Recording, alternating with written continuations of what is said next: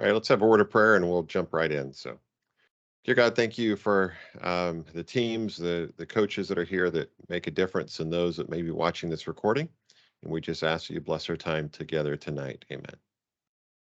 All right, so wanted to cover a few things tonight, just kind of to make sure we're all on the same page. We will be doing some different calls throughout the season.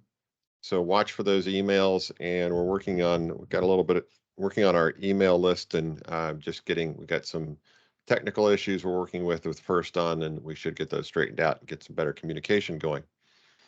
So glad you guys are here. And so wanted to let me just start by sharing my screen here. Let me get the right thing up.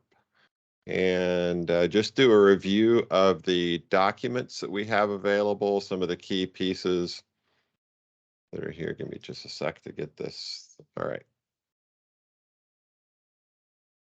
And all right, so you should have available to you. You should have 3 booklets available. So the first thing we're going to look at here is actually the team meeting guide. You should have this available in print format. I'm looking at a PDF here. But so just a couple things with this. This is kind of your guide. So if you want to make sure you're covering everything, this is kind of an outline of the things that need to be covered and some of the key pieces that are in here. The core values is very important, and we're going to see this in some other documents. One of the things that we talk about a lot in First is that it's not about the robot. It's so much bigger than the robot.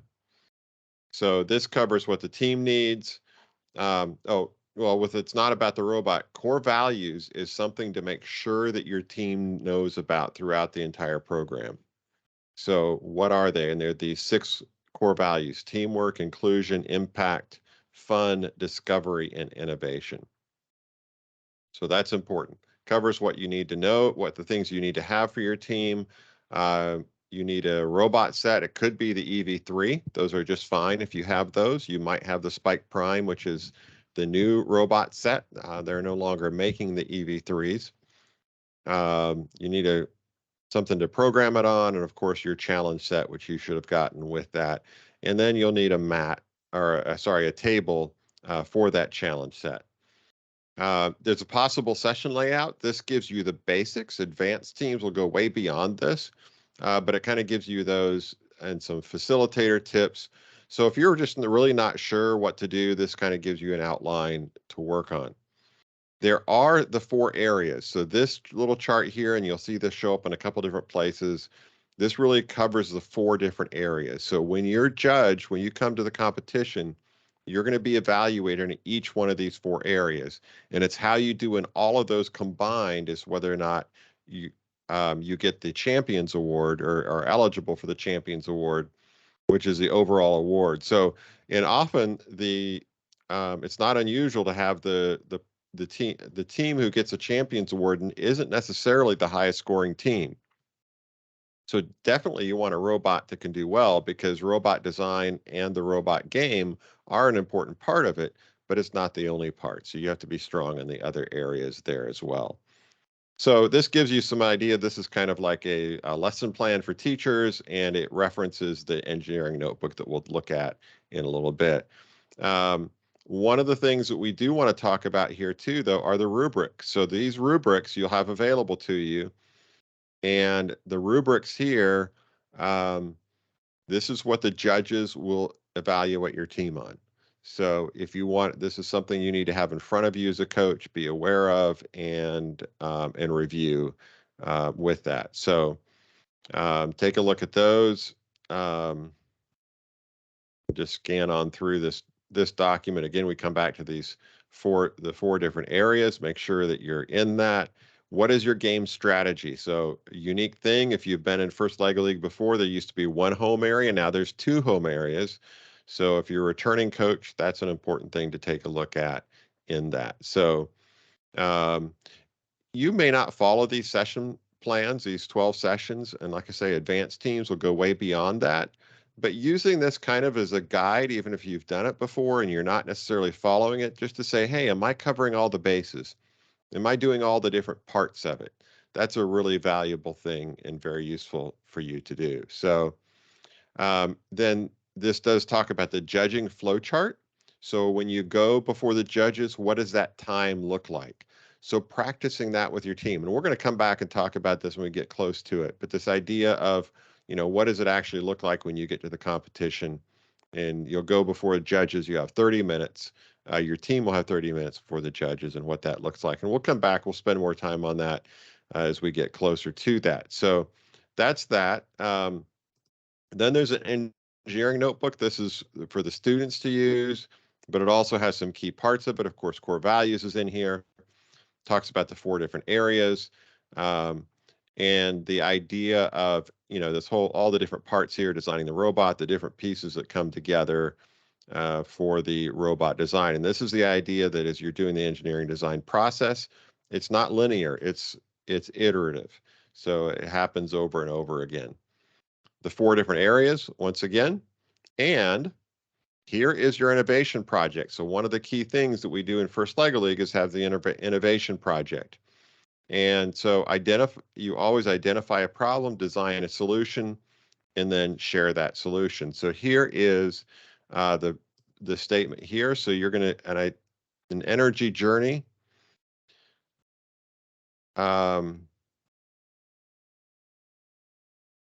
So you're going to identify a specific problem related to the improvement of your energy journey. And we'll talk about what the energy journey is. So this is very important. So as you get into this, it is very important that the innovation project answers this question right here.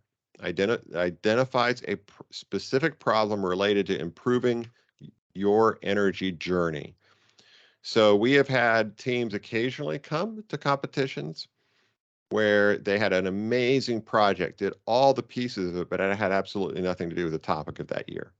And that's very disappointing for the teams because they really need to be on target with that. So please make sure that you're answering this. You really understand what an energy journey is. And here is the definition of the energy journey here. So make sure that you're matching that, and that's actually what your innovation project is about. Can't emphasize that enough. Talks about the robot game and the design and team roles. So your kids can have different kinds of roles. So take some time and look through these different parts of it. And these are kind of, again, these are the sessions from the student viewpoint and kind of a workbook viewpoint. If you want to do that, again, you can use this as a resource. You could use this exactly the way they have it. There's no prescription as far as how you do that, but these are resources you can use. What's really important here, though, is, let me find it. Hold on. So there are what are called project sparks. So these project sparks are great things, whether or not you use this notebook in the lesson plans. These are great things because if you're working with your kids and thinking, okay, what can we do for a project? Well, a couple things. First of all, definitely some field trips to energy providers in your area to talk about this and get some firsthand um, um, interactions with people who actually have those problems is a great thing. But these are some great things outside of that to get them started. Some great questions, and there are 4 of these project sparks throughout the engineering notebook. So these are great discussion starters to help your kids say, okay, how can I be on target? How can I think outside the box and get started with some of the brainstorming? So they're all great ideas. So watch for those Project Sparks. Come up to another one here. Okay, I'm not seeing it. There are more of them. But just make sure this layout's just a little bit different from the last one, but watch for those. Here you go. Here's a yellow one. There's a blue one, and there's a white one. So different project sparks that you have. So they're all near the beginning of the first, starts on page 11 of that and goes through page 17. So take a look at those. Those are great resources, whether or not you do it. Then, of course, there's the robot game rulebook, and this has the specifics of the rules. This is a different format. If you've done this before, it looks very different. not only does the field look different, but how they arrange the missions and that kind of thing is different. So definitely look at it. Really isn't any, there are some changes obviously in what home means and how all that relates to it, but overall the rules are very similar. But definitely look at it and make sure that you're looking at it. You're looking at all the different pieces of it, even if you've done it before. So your missions are defined, and of course, this will tell you exactly what you need to do to accomplish to get points for that particular mission. So definitely take a look at that. If you see a video, videos don't count. You might see something in a video, it doesn't matter. It's what's in this rule book that really matters. And here's your rules then, and they've kind of arranged the rules a little bit different, but they're relatively the same for once there. But definitely take a look at that. And there are scoring tools online, so you can take a look at that as well as you do it, as you're working with it. So if you want to help know what those are, and if you want to know exactly what it needs to look like, how it's arranged, here's exactly how that's arranged. And this is kind of a score sheet. And there are electronic score sheets available for you. So this is what you need to do. There are updates available online, and I'll show you that in just a little bit as well. So I just want to make sure that we've covered those. Let me switch to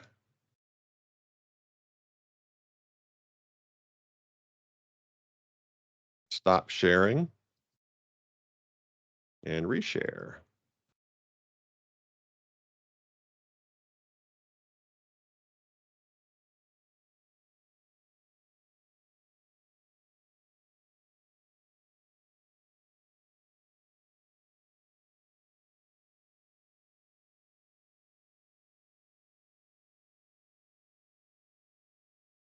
So this is a really useful website, firstlegoleague.org/season, because this will have a lot of resources for you as a coach and for your team. So videos to watch.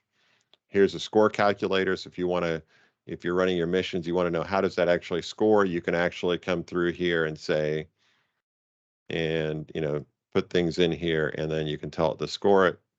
Okay, we got 50 points. And you can see how that goes based on that. So, and this is off a very similar scoring system to what the actual referees will use. Mission model building instructions, robot, if you need to build a table, the instructions are here. A lot of great resources in here. Your rubrics are in here. But one of the biggest things that's in here that you need to know are, or is, I should say, find it here. So we have the mission, score calculator. There's a welcome letter you can use to send to your parents. Challenge updates. So this here, so sometimes throughout the season, there'll be questions on what the rules are, and this is the updates. So this was last updated on August 24. There haven't been any since then, but if you click on this button here, it will actually then show you updates that are in here. So these override anything in the rules or missions. So rules are number one, missions can override rules, and then the challenge updates override everything else. So make sure you get those parts there. All right. I want to just stop here just for a moment and see if there's any questions on any of that.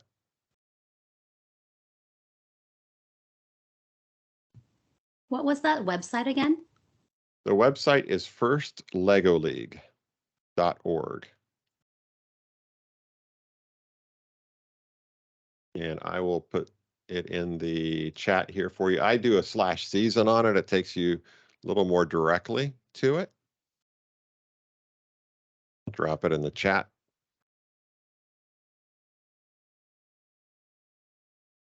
There's a lot of great resources there to explore as a coach,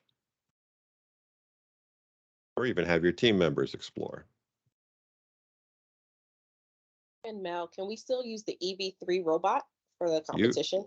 Yes, EV3s and Spike Primes are still very good. In fact, last season, the Champions Award at the North American Division Championship was won by a team who used an EV3.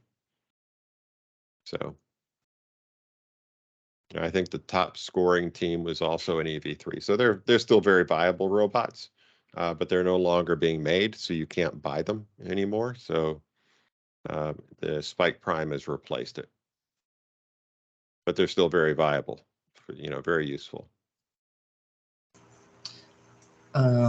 Question. Yeah. So we've been thinking about we have a couple of the EV3s, and we've been thinking about getting, starting to transition to the Spike, whatever. Spike Prime, Yeah. So with the sensors and the motors and stuff, are those transferable, or would all of the old motors and stuff not work on the new robots, new blocks? Yeah, so the motors are not transferable. Okay. It's a completely different architecture and technology. I mean, not really architecture, because it's still Lego, based on the Lego techniques. That's all still the same, but the electronics and how they work and how they connect are completely different. Same with all the sensors and stuff. All right. Yes. Yep. Yeah. That being said, there has been a price increase. However, if you order through First, you can still get the older price before the price went up. Okay. So that is, I think, through the end of December, and then the prices will go up. So if you order through your First dashboard, you can get it at the same price. Otherwise, it will be a higher price. So that may or may not make a difference to you, but a little bit of information. And with the projects, so how tangential can the project be to the question? Like, just how related to it is, like, obviously, like, you want to be within the scope, but I'm just wondering where that line is. If like, hey, it wasn't really related. So with that, I would take you back. Oh, here, let me share this again.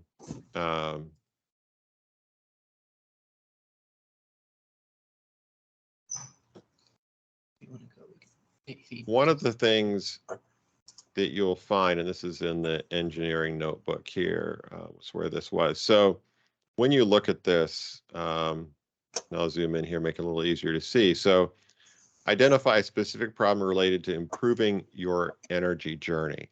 An energy journey is where your energy comes from and how it is distributed, stored, and used. So there's a wide range of things you can do within that. What about the your part? Is it supposed to be related to how they use energy, or the school, or like, is it hypothetically, here's an idea for something, whatever, collecting energy from rain or something. And is that in how it would be used in our church or our school or at their houses or something? Yeah, or is that just... It could be any of that. It's how anything that's related to the energy that you use, could be, whether it's at school or home or wherever that may be. And could it be a new method of capturing energy or generating energy? That could be, because that's how it's distributed, stored, and where it comes from. That's a different part. And then, so there's different aspects of it, and there's a fair amount of latitude with it. You just don't want to do something on pets or, that's not related to energy in any way, shape, or form.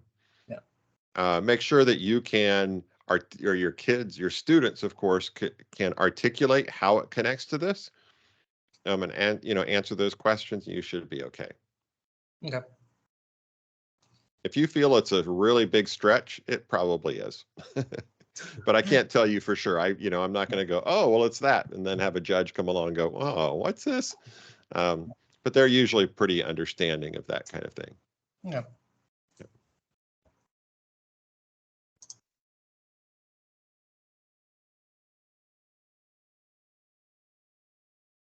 All right, let me share with you a couple other resources, and I'll put these links in the chat for you, but that are very useful. One of the things that we find with teams often is that we'll find teams do, when you get your Lego kit, there's a a basic bot that you can build in there. And they'll build that, and then they get stuck with that. Not that they just don't think outside the box and say, oh, let me create a whole nother robot. And we see a lot of the basic bots come through. And I just want to encourage you to think about different kinds of robots. A couple of resources. There's primelessons.org. This is if you're using the Spike Prime. And there's ev3lessons.com. These are both done by couple brothers who are in First Lego League, and they've got some really great resources. And I'll show you some things here. And this is great for teaching. If you're doing word blocks, where are some lessons for here? So here's a whole bunch of lessons. Now there's stuff built right into the software for how to do things, but then here's a whole bunch of other lessons.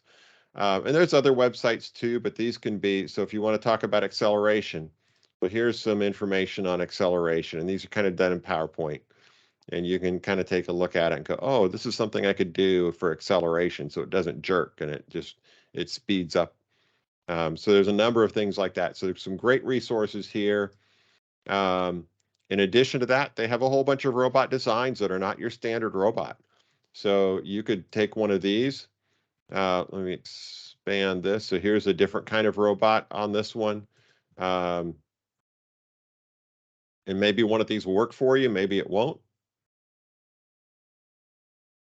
And you can kind of take a look and say, oh, that's some different ways of doing it. Maybe I don't like that, but I want to add to it and change it. It helps the kids just get outside of the box of, oh, there's this one build that comes with the Lego kit, and that's going to be my build, and I have to make everything work around that one build. Some of the most ingenious ones are actually robots that can set all your attachments set over it. So one of the things as you're working with your robots that you want to keep in mind is the amount of time it takes to take one attachment off and put another attachment on. Because your teams have 2.5 minutes. And if during that time, if it takes them 45 seconds to take one attachment off and put another attachment on, that's half your time gone. Even if it takes 15 seconds, that's a lot of time. So how do you get those transitions from one attachment to another attachment for different missions to go quickly and have them practice it so that they're not overly nervous when that's happening, because they'll feel they're really under pressure no matter what happens. EV3 lessons is another one. This is for the EV3. Again, there's programming ideas. There are robot designs here that you can look at. And explore some of the, some will work better than others. You just have to decide what works for you. So take a look at those. There's some other websites out there as well, but I just wanted to bring these up specifically. And what I'll do is come to home. I'll drop this into chat here, and I'll put this the Spike or the Prime lessons in here as well. So.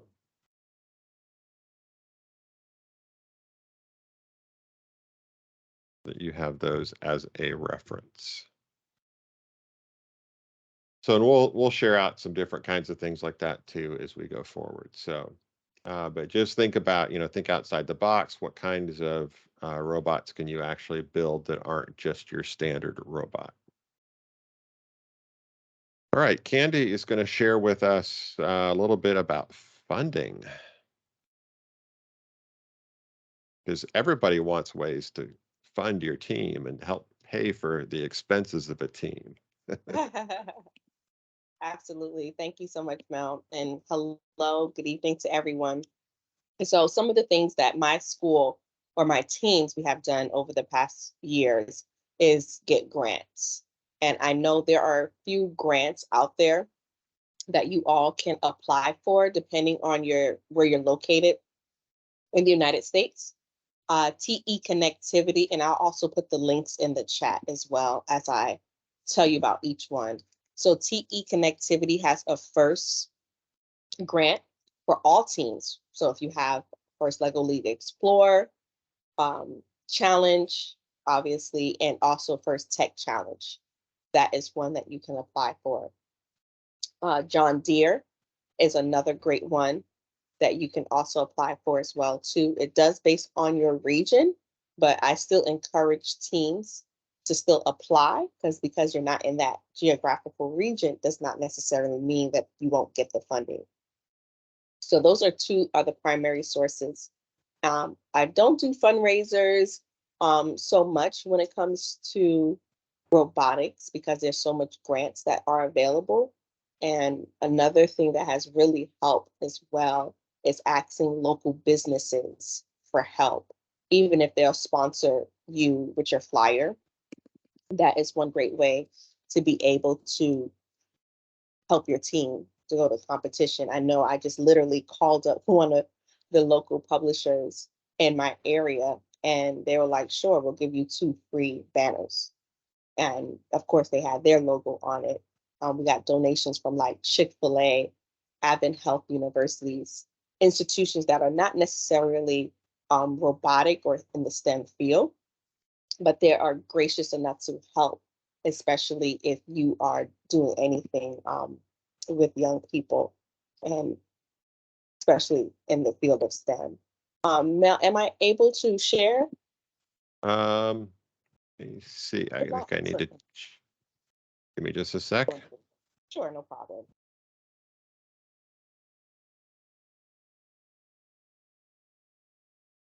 Okay. I'm not best. I haven't shared on here before, so I just want to show you at least 2 of the grants that I was just talking about previously. So now I go to more actions. Oh, You no, I should see it's have a there. share up there, an up arrow beside the leave I see button. it now. Yeah, I see it now. I wasn't there before. Okay. Do I pick the window option? You can either select the screen, which shows everything, or you can select the window, which will just show one particular window of your computer. But then if you switch windows, you have to unshare and reshare. Okay, so can you see my screen now? Yes. Okay, perfect. Thank you so much. So this is the John Deere grant. And as I was saying earlier, these are just the guidelines that they give you and also the due dates. So unfortunately, the first Lego League Challenge one is passed, but you still apply for the Discover and Explore if you do have a team as such. But also you can look out for next season for John Deere for their grants as well. And do some of these, like John Deere, do they have to be in a particular area for John Deere? Some of them you do. However, what I realized, what I did was with John Deere, we applied for this grant, but then we actually needed extra monies to go to Florida. And so literally the person who I got in contact with, I gave them a phone call. I gave them a proposal first, and then I follow up with a phone call and asked would they be willing to help us with transportation. And they donated us $3,000. So sometimes you don't have to be in that geographical area. If you just reach out to the corporate office or anyone like that, they're willing to help in any capacity. And there might be a John Deere location. They're all over. They're even international. So they might be close to you. And then here's the one for FIRST. This is the website that it's on. And of course, this one is the deadline has not passed for this one. So of course, you just click on request funding for your first team. And then it just takes you down here to the applications. You click on that and you fill it out. And it's really a very simple application. And so as you see, it's when it's closing soon. In November, it usually closes. So we still have a little bit more time before to get the funding. And what's the beauty of this? The monies go directly into your first account. So before you apply, you need to make sure that you have your team number because they're going to ask you for that. And they'll put that monies right in your dashboard. So that will cover your team registration. And some of the monies will also go towards your buying a robot and also the challenge set. I've known for myself applying for that really, really helps. That's one less cost that you have to worry about. In So- addition to that, oh yes, go ahead, Mel. Candy, I'm just reading there on the screen there. It says our grant system is closed and will reopen in November.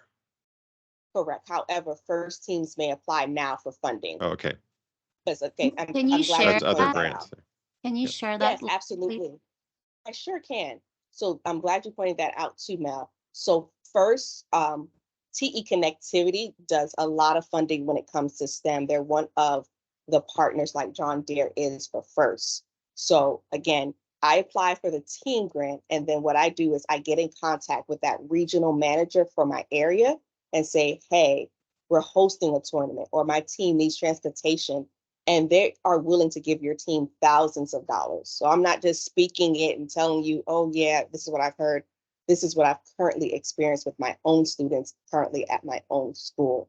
It's just making connections and always going back and say thank you.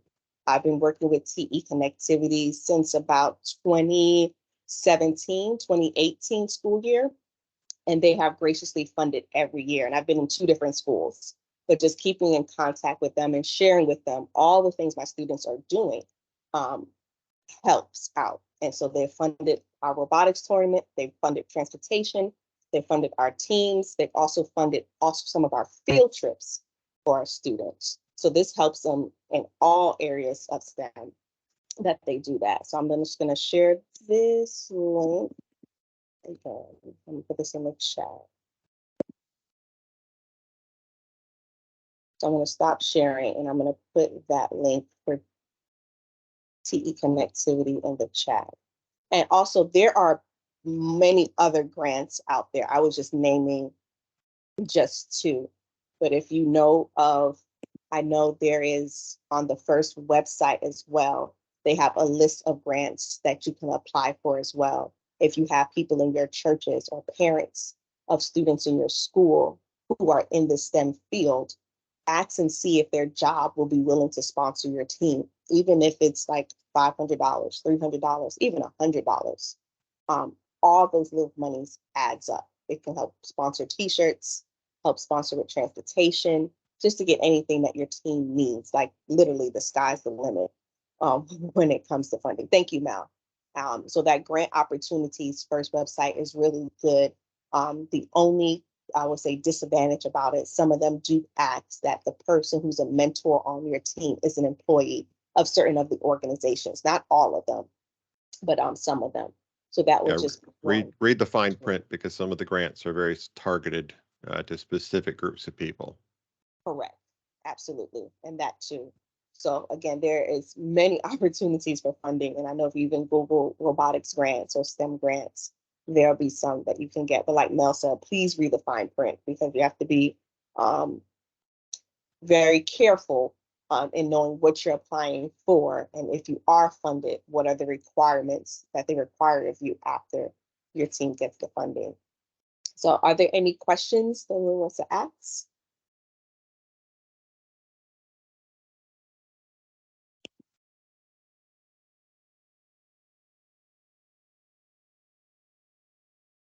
Right. Hopefully that's helpful to you. It's always good to have funding available. All right. So last thing we want to kind of talk about here, I believe unless Candy, you have something else too to add in. We definitely want to talk about, as a coach, what your role is. One of the challenges that's often faced by coaches is, where's that balance between doing and letting the kids do? And we really want to encourage you. This is about what the kids do. And I love the coach metaphor, because when you think about a basketball team or a volleyball team or football team in the sports model, a lot of times in those cases, the coaches aren't out there playing the game, but those coaches are motivating the kids. They're inspiring the kids. They're being mentors for them. They're encouraging them. They are giving them the skills they need, teaching them the skills they need to be able to play the game, whether it's, layups or whatever it may happen to be, or in volleyball, how to spike a ball, and, the different kinds of techniques that they have through there. So as you are coaching, your job is to give them the skills and help them out through that process and help them to be successful with it. But be careful and just make sure that, you know, as you're working with that, that they're the ones doing in that process for that, because that's really important as well. I've seen it's less important that it is a slick presentation than it is an authentic presentation. Clearly, it does need to be researched. You're looking at the rubrics and that kind of thing. I have had some teams come to judging, and it's like, wow, what they produced here, I don't think a kid did this. You know, you just kind of go, huh, that is really slick. That's like a marketing company did that project. So just, you know, work with them. Make sure it's authentic. You guys know what that's all about. Don't need to talk a lot about that, but just wanted to touch on that. You know, think about what your role as a coach is. And in the team meeting guide, it talks about the different roles the kids can have when it goes you can have a big team, you can have a small team.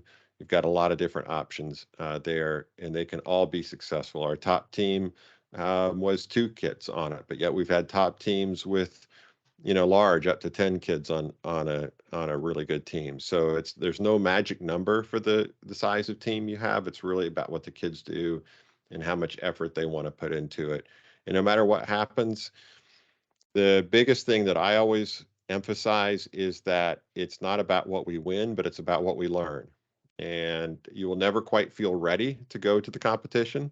But remember that it's about the experience, it's about what the kids do, and they will have a good time, and they'll learn through the process, because the whole process is part of the learning experience. And even going to the competition and standing before the judges and being able and talking to adults about what they've done is a great experience. So throughout the whole process.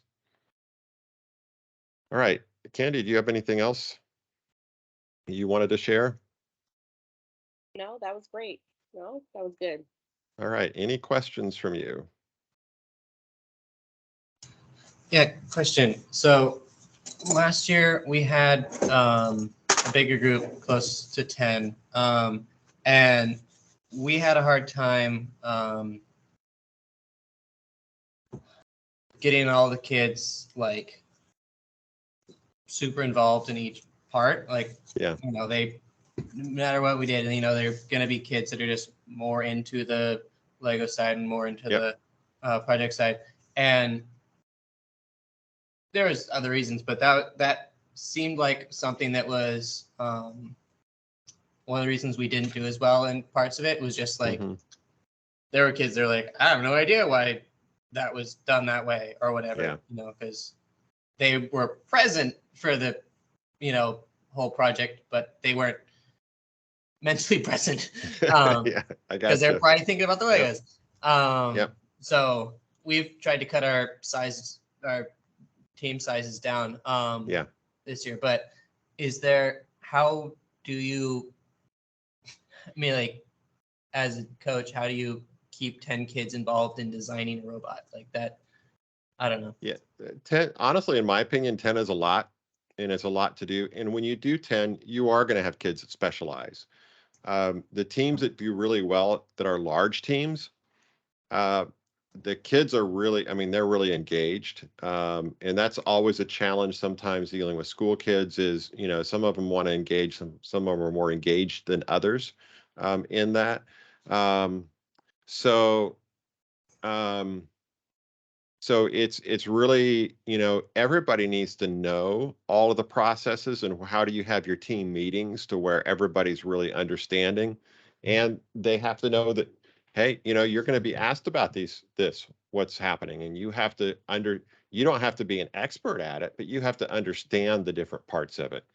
I had a kid on my team that didn't really care that much about the robot, but boy, she loved the project, you know, and that's what she specialized in. And that's why she came to robotics, was for the project.